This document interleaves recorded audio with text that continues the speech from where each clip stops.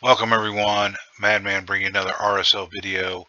So today we're going to talk about Morrigan a little bit here, but mainly I want to talk about the state of fusions and how Plarium is just little by little pushing us harder and further. So let's get started here. We're going to go in. I finished all this Sunday night, and sadly, Oren, who might be good, is going to be gone. And this feels a little bit like the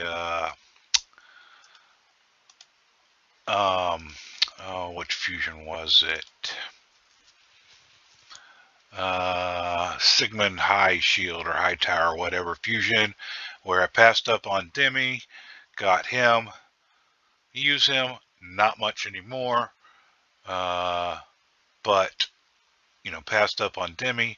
Not that it mattered, because it took probably 9 months to a year to get Demi, but it took me even longer than that to finally get a Seeker. So didn't really hurt me in the long run, by not getting her. But anyway, so we're going to go ahead and we're going to fuse Morrigan here. And then we'll briefly just kind of talk about her. So there we go, new champ, saved it for the CVC right now. So nice 30,000 points here. I did this both on the main and my free-to-play. She definitely helped my free-to-play. I'm not sure how much she's going to help the main, but we'll see, because I don't have a Lysandra. I am not fortunate enough for some of those nice, lovely Lego champs that are super helpful. But so let's do a little comparison here real quick. Lysandra, where's she? Right here.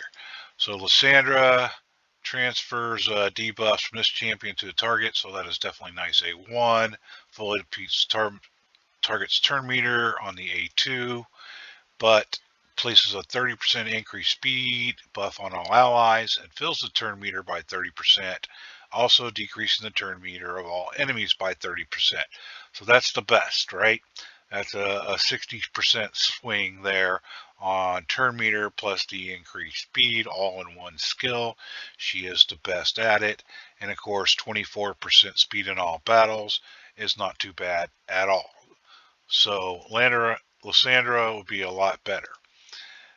And then we come down here to Undead Hordes and we look at our Morrigan. Not 100%, only a 70.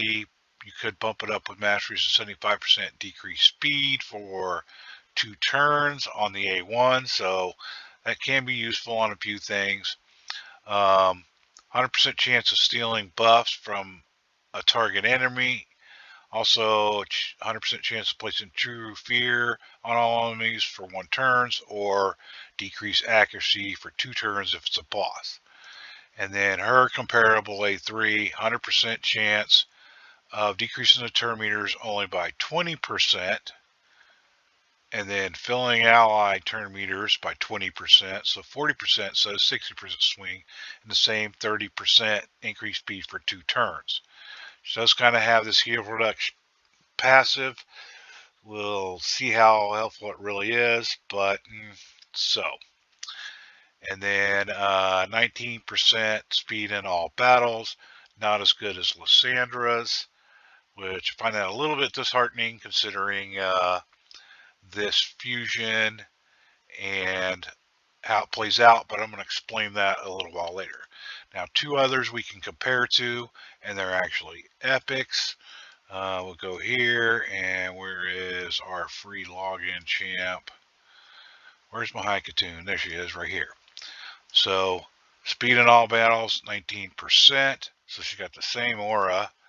A1, decreased speed, but only a 40% chance, so not as good as the 70%. Turn meter fill by 15% and a 30% increased speed on the A2, and then attacks all enemies, and a 75% chance of decreasing turn meter by 15%. So now we're down to a sum total of 30% with a lot less chance to land, so not as good, But our next one, and she is a dark elf, is Sylar. And Sylar is void affinity, so you don't have to worry about any weak hitting. Attacks all enemies, nice in a stun set with the A1. Decrease accuracy, 100% chance when booked. Again, AoE, nice in a stun set. But her turn meter, Phil, decreases the turn meter of all enemies by 40%. So with Morrigan, we're increasing ours by 20 and decreasing theirs by 20. So there's your 40% overall turn meter exchange. And then, of course, they both have the 30% decreased speed. Morrigan only takes 3 books on that skill versus the 2 here on Sylar. And Sylar takes a lot more books, where Morrigan takes 10 total. Now, the downside is only in faction crypts, but it is 22%. But then she is just an epic, but she is void, where Morrigan is, I believe, magic. Yeah, she's magic. So, gonna be hard to tell how useful she's really gonna be. I'm curious, just because I forgot Lysandra Spirit. So, anyway, I'm gonna jump over and we're going to discuss not, Morrigan in particular, but the state of fusions lately. So bear with me. All right, so we're looking at the fusion event calendar here for Morrigan. First off, I want to pause here for a second and give a shout out to Chosen. I saw a video of his the other day, and he was showing about a 5,000 person sample of where about 20% of people did not do the Morrigan nor the Marinix fusions, or should I say 20% did it, 80% didn't. So shout out to him for those kind of stats, and we're going to kind of see why here a little bit. It's kind of turning people off. They're, of course, everybody always wants the super OP champ. And you're not always going to get that, but the way these fusions are going, they're actually more resource intensive, and I think this last one here with Morrigan kind of went above and beyond, because people wanted to get Ornn and he's not available. You either get him or her, and unless you get lucky on shard pulls, that's it. So I think that was the final nail in the coffin there for a lot of people. Like, hey, can't do it, or don't want to do it if you're not going to give me the option of, getting that. The rares have just, I don't know, when's the last time most people wanted a rare anyway, unless you were, beginner to maybe mid-game. But anyhow, so let's look at the schedule. We're going to break it down. I've been tracking the points or whatever you needed for fragments and or getting the rares for a few fusions here. So we'll just go through real quick. So all the dungeon tournaments, the Fire Knight, the Spider, the Dragon, the Ice Golem tournaments there, they're all 2,250 points. And if you go look on the information for the points, I want to say a 6-star legendary is 20. Well, it's 20 points for 6-star, but then there's some bonus points if it's legendary or epic. And it goes like that. So if you're farming 20 or 25 or anywhere in between, you get a little extra points there. But the base points are the same for any of the dungeons and the dungeon drivers. You just get extra points for, depending on the rank and the rarity, so 5 or 6-star. And then, like I said, legendary or epic or rare, you get more points during the dungeon driver or during the dungeons that are not added onto the dungeon drivers. So literally, you got to get a lot of legendaries, and you got to wait till the last minute to basically combine, say, Fire Knight and Spider and knock out all the dungeon drivers. You do get a little bit because you do get artifacts from champ training. You get a small amount of points for dungeon drivers. Can it add up to a lot? It can. It really depends. But so big things here. We saw it for Marinix to get the rare during the champ train event. 9350 for points. Now for this one, the first rare was at 3500, and that's kind of been, I won't say standard, but right around the average. A little bit higher there for Helicath, but lower for the other ones. But then the 9350 to get the second rare is getting outrageous. So this is where Plarium is starting to push us to the limit. And then if you notice here, so Dungeon Drivers event didn't start till 2 days after Fire Night. So you got a 24-hour window here if you want to try and maximize the amount of points from Fire Night to go into the start of your Dungeon Drivers. And this is the bigger training event, right? 3,500 and 9,350 to get those two rares. I don't know of anybody that's come up with a team that can farm more than one, maybe two food champs while doing Fire Night. So they snuck that in on us right there. So for the big training event. Now the artifact enhancement has pretty much been standard across the board there. Well, it's moved around a little bit, but they've kind of stabilized it to where you need 4,000 points. It was 4,300 and 5,300 for Helicath, but then only 3,300 for both of them on Lanatharl. Of course, the difference between those two champions is Helicath is used by most everybody. Lanatharl is probably in the vault, never even made it past 5-star level 1. Mighty Uko was the same. Walking Tomb Drang.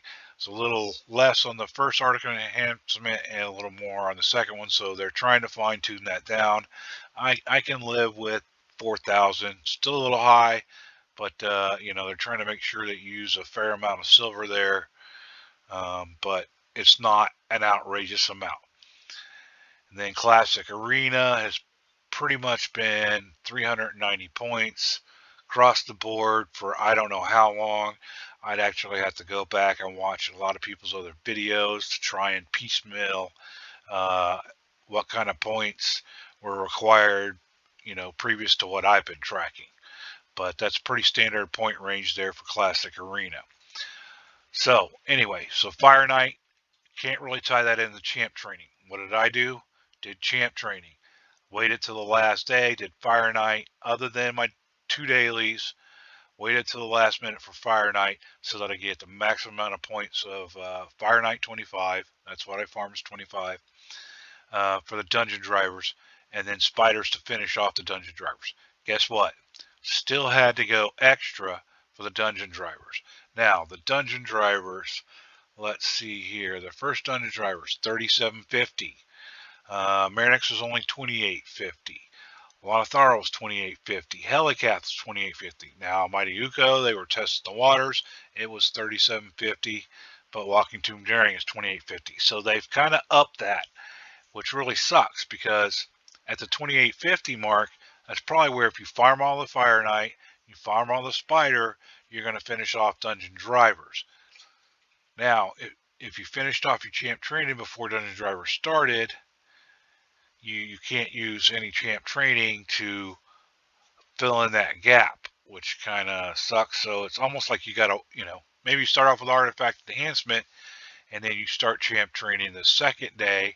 Make sure you leave enough time to finish Fire Night off.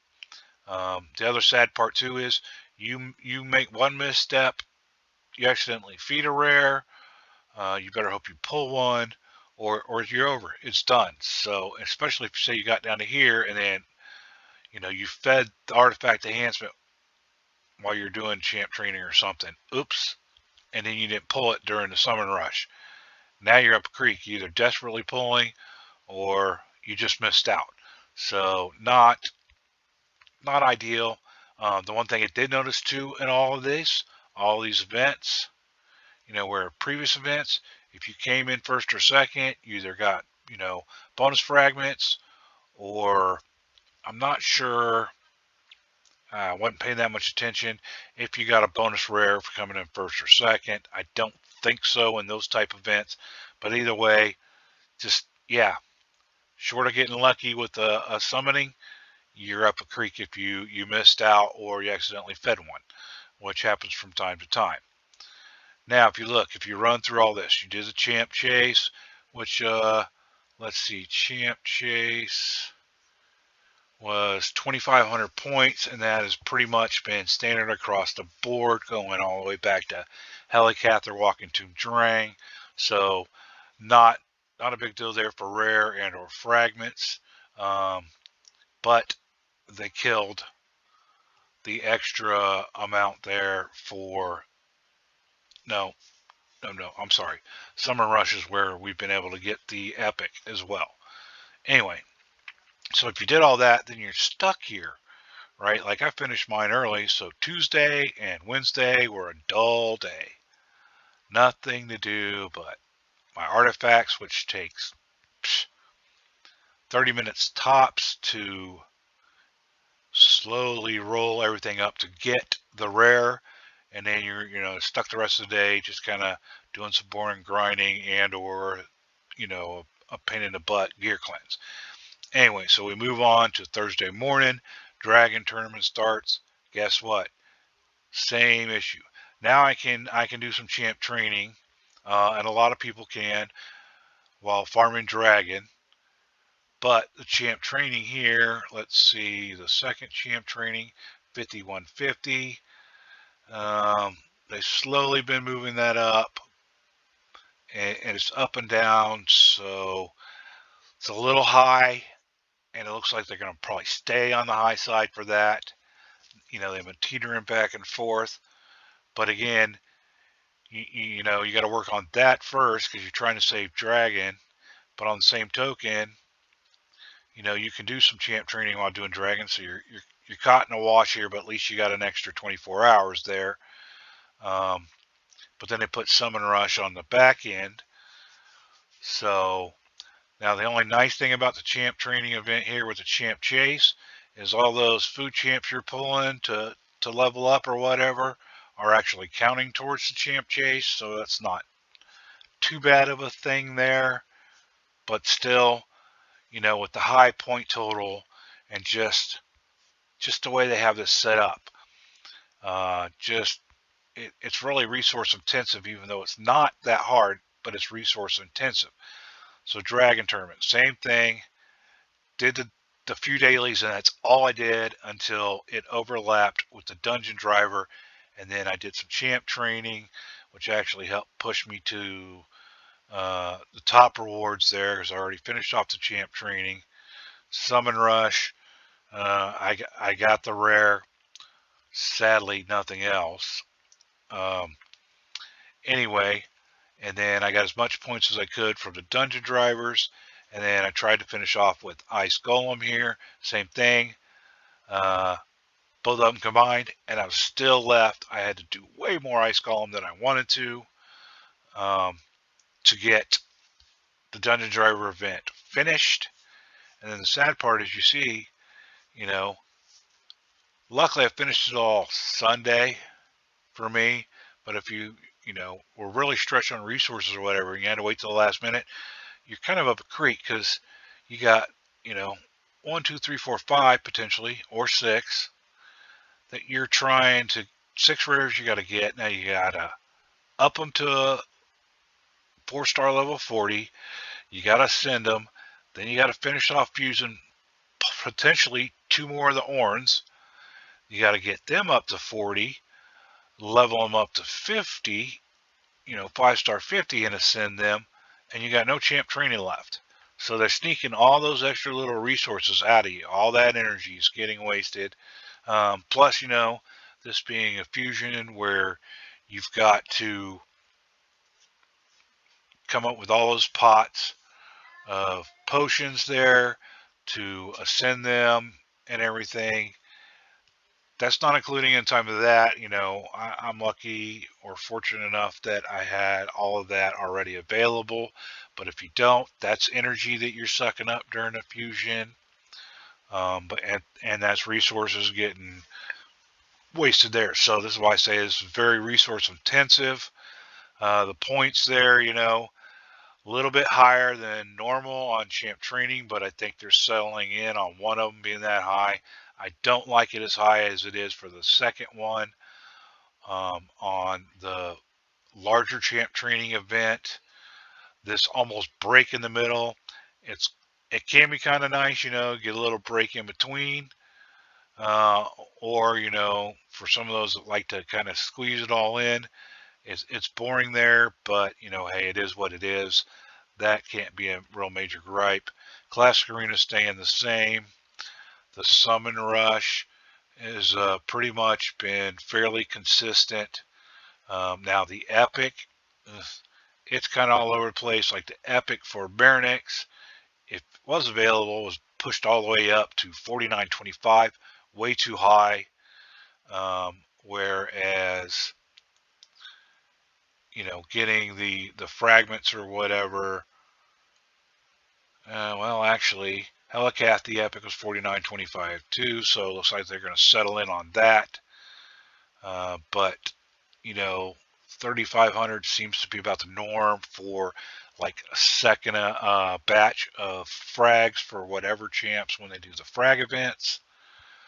So, I mean, there you go. That they're kind of slowly up in the points. Some of it they've settled in, right? They've settled in the dungeon driver points a long time ago, the arena points a long time ago, and then they're still playing around and fine tuning what they want for champ training event points, which kind of sucks because they're of course pushing it to the higher end, making us do more resources there. The lack of the Epic being available, and then the way they did this event was pretty sneaky. Big champ training event, not really. I mean, some people, but not most people. Most people got speed farming spider teams, right? 10, 12 seconds. So I mean, they could literally have spider tournament done in an hour or less. But it's not really a champ training kind of dungeon. It can be.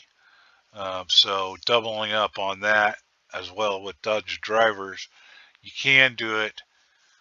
And you got plenty of time since there's, 72 hours worth of overlap with dungeon drivers, but it's not a common one, not as common as Ice Golem, and definitely Dragon seems to be the number one food/dungeon event. Anyway, so that's how the state of these fusions are going. The requirements are getting higher.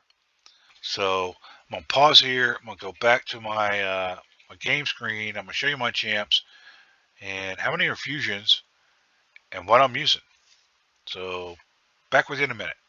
So here we are back with my champs, and we'll take a closer look here, and I'll try and go fairly quick. So Ugo, Fusion, yes, I am using them. Doom Tower and Hydra, not really using them in Arena.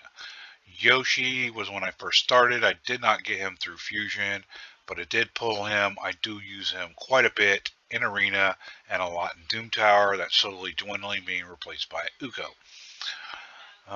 Let's see here. What else do we got? Not sure about Fushan. Brogni. Arena was a mess. I was unable to fuse him, but I did eventually pull him. But at the time I pulled him, not really using him too much, which is a crying shame, because I think it's a toss-up between him and Helicath on who was probably the best fusion so far. But it all depends on based on how your account needs are. I don't have a Chris, Atlanticus, or any of that good stuff, so can't do the Infinity Cop. Basically use them in 3v3 Arena, occasionally in regular Arena, and every once in a Blue Moon in Doom Tower, and that's about it, which is a crying shame because he's very useful. Helicath, probably the most used one of all. Right now, Iron Twins and Doom Tower once in a blue moon in Arena. Of course, he's used in Faction Wars. Used to be in my Ultra Nightmare Clan Boss team, but now that I got Myth Fu, not anymore. But Heligath, to me, is number one, with Brogley number two, close second. But like I said, that's a matter of opinion and based on your account needs. All right, I am fortunate enough to pull a Theodore, so, but that's not a fusion. Sir Nick was, but I pulled him much later. I was not around during that fusion.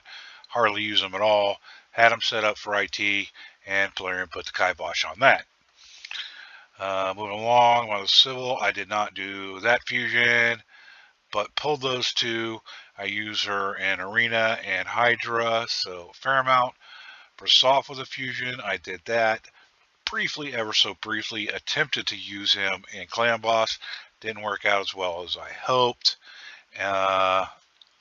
Attempted him in Arena, didn't work out as well as I hoped. In fact, barely even used him in Faction Wars. So, yeah, Vault Champ there. Moving along, Gaius I use for one of the Doom Tower bosses, and Arena.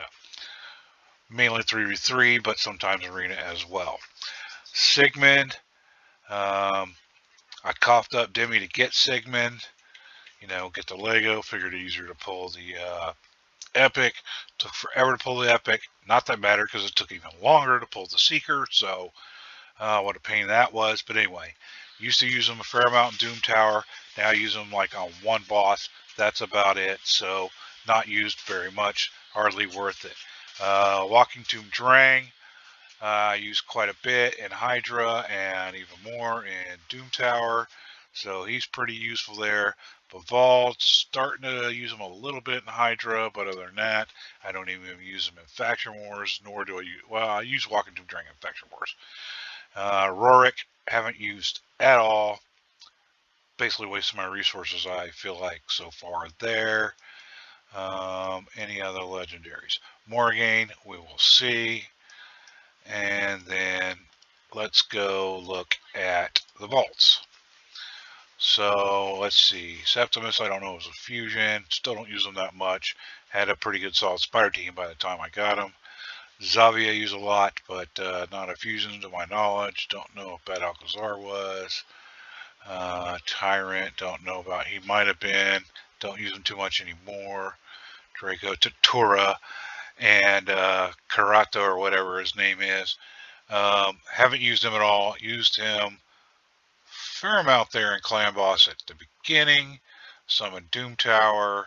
I might use them Faction Wars, but hardly use them at all. Ruel, to me, biggest disappointment. One of the best potential nukers in the game, and Plarium can't get Hex straightened out. Yes, Plarium. AoE, can't resist, Hex Champ, so that we can start using this guy. That would be nice. Simple as that. But, nope. I've used him twice in Arena. That was it. And then let's see if there's any other fusions. I know there's one or two epics. I don't even use them. I know there was Vildrax or whatever the hell. Oh, pardon. Haven't used him. I don't know if any of these other champs were fusions that have been before my time. If so. And let's see. Nari, as you can see, level 6, but never done anything with. So I haven't used him.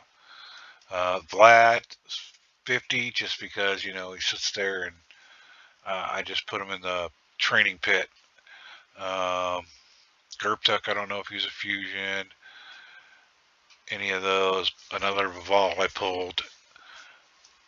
And so there you go there. Reserve Vault. Vildrax, did. Still haven't used him this day. I don't even know. He doesn't even have gear because he's in the Reserve Vault. That was sad. Don't know about Bellinor. Got him way too late. Actually, I literally built a 100 million damage Clan Boss Myth Fu team and pulled him 2 hours later. So don't use him at all. Marinek's not using the secondary Corrado, not using. I'd like to use them, but I'm never going to get a Yumeko. So anyway, those are the fusion champs that I've been able to do, and you can see not many are actually being used. So you really just need to determine, hey, is this fusion worth it? They're getting harder and harder. Polarium's sadly getting smarter. Well, that's what they're going to do, with figuring out a way to maximize the schedule and stretch out your resources to their benefit the most, so that you know, either play in a lot longer time, or you're breaking down and you're buying resources to speed things up or finish things off. So, is this the state of the way fusions are going? Who knows? And then you have to ask yourself, do you really need them? I don't want to, I say this with caution. How's that? We watch all these big time CCs, and they get to play on the test server and test out the champs and whatnot. And it's a flip of a coin. Oh, this champ's great or whatever. Tatura is great. Well, yeah, well, 2 or 3 months and then it's in the vault.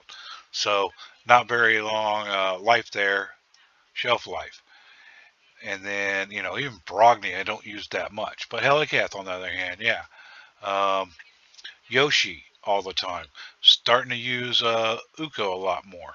So anyway, that's kind of it in a nutshell. Go back to CC's. They're like, not so great for my account, but I do it for collecting, and they kind of talk you into collecting. Or, it might be great for your account, because you know what? Not every one of us has got an OP in-game account. So catch 22 there. But you don't need to do every fusion, and only one, maybe two fusions are actually, you know, extremely helpful in a lot of areas or whatever.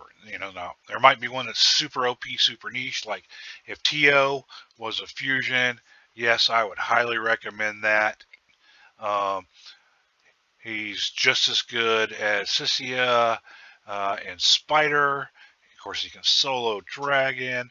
Haven't tested him out in Fire Knight. Um, Strangely, one of the guys I've seen who's actually pretty good in Arena, but you got to have crazy build for that. Um, he can solo, I want to say Scarab, but again, crazy build for that. And then 42 seconds, I want to say, is my fastest Ice Golem 25 team with him, Bad Alcazar, and then actually one Taurus, and one, not Sissia, who's the other one? The Poison Explorer, not Elinaro. Anyway, the other Poison Exploder and a Renegade, because I don't have a Kymar. Who is she? Doggone it. Is she in the vault? Is she in the vault? So not Sissia. I can't believe I don't forgot her name. Zavia, yeah. So yeah, Zavia Renegade, Taurus, a level 50 Taurus at that, with pretty much just enough speed gear. And then Bad Alcazar and Theodore, and you got a sub 1 minute Ice Golem 25 farming team. But so there you go. I don't know, 50% of them I probably haven't even used at all or barely used. And then, probably only 5 or 6 that I use with any kind of regularity. Still an unfair evaluation even on my part, because I'm pretty much in game. I guess you could say I'm in game. I'm a month away from getting Ramontu. Pretty much just to hold up is getting the Gumlock fusions, because I was shy a little bit. And then unfortunately, since I won't get them no matter how many secret rooms I do this rotation, I have to wait till I clear all 120 floors next rotation. But so I'm right there for Ramontu. So if that's not in game, I'm not sure what is. But these fusions may or may not be helpful. It really depends on the champs that you do have, the resources, and the gear that you can put into them. A lot harder for free to play. So, don't always feel the need to have to go get it. Especially with them pushing harder and harder. Sadly, I wish more of the whales, krakens, titans, whatever you want to call them, would actually stop spending money just for the damn champ collection, to send a clear message to player. I'm like, okay, you know what? You push the limits that we can take any further, and please stop. You know, this is it. Don't go crazy with these fusion things. So anyway, that's it. Have a nice day.